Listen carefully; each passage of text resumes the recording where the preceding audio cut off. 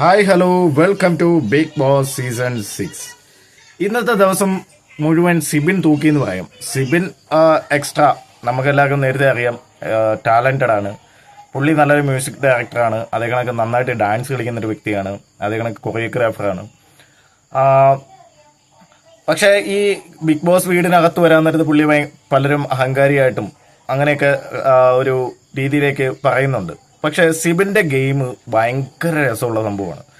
അതായത് ഈ ഓപ്പോസിറ്റ് നിൽക്കുന്ന ആരാണോ അവരെ അടിച്ചിരുത്തി കളയുക. അടിച്ചിരുത്തുക പറഞ്ഞാൽ ജാസ്മിൻ അവിടെ ഒരു നല്ല ഗെയിമർ തന്നെയാണ്. ഗെയിമർ എന്നുള്ള രീതിയിൽ നല്ല ഗെയിമറാണ്. പുറത്ത് വന്ന കണ്ടന്റ് നെഗറ്റീവോ പോസിറ്റീവോ ആയിക്കോട്ടെ, പക്ഷെ നല്ലൊരു കണ്ടന്റ് മേക്കറാണ്. അതേ കണക്ക് എന്താ പറയുന്നത്, നല്ലൊരു ഗെയിമറാണ്. ഈ പ്രായമാര് ഗബ്രിയോട് ചേർന്ന് നിന്നാലും പുള്ളിക്കാരി കളിക്കുന്ന ഗെയിമിന് പുള്ളിക്കാരി ഒരു വെളിയിലേക്ക് ഒരു എന്താ പറയുന്നത് കൺസെപ്റ്റ് കൊടുക്കാൻ നോക്കുന്നുണ്ട്. പക്ഷെ അതത്ര മുന്നോട്ട് പോകുന്നില്ല.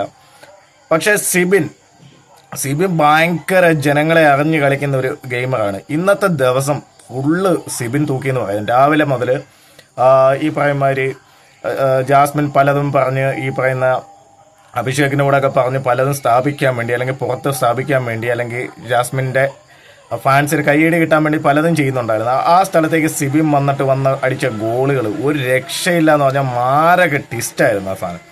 അത് കഴിഞ്ഞിട്ട് ഇന്ന് നോറയും ഈ പറയുന്ന സിബിനും ഒക്കെ ഈ പ്രൈമറി ഒരു ടാസ്കിലുണ്ടായിരുന്നു. അതിനകത്ത് നോറയെ ഒന്നുമില്ലാതാക്കി സിബിൻ മുന്നോട്ട് പോകുന്നുണ്ട്. അത് കഴിഞ്ഞിട്ട് ഇപ്പോൾ ശ്രീരേഖയായിട്ട് വൈകിട്ടൊരു എന്താ പറയുന്നത് ഒരു സ്ക്രിപ്റ്റ് കണക്ക് ഒരു സംഭവം.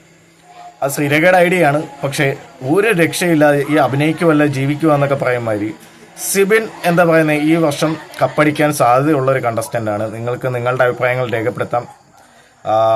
Thank you all. Thank you for watching. By.